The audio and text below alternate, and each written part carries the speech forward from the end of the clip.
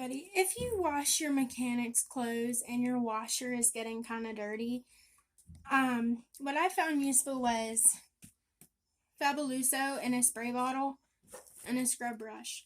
I got them both from Dollar Tree.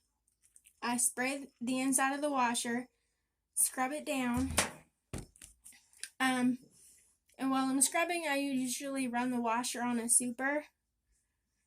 As I'm scrubbing, let it fill up, dip the scrub brush into the water, and just keep scrubbing, and hopefully that'll help with you and your washer. It has helped mine tremendously. I will post before and after pictures of the washer.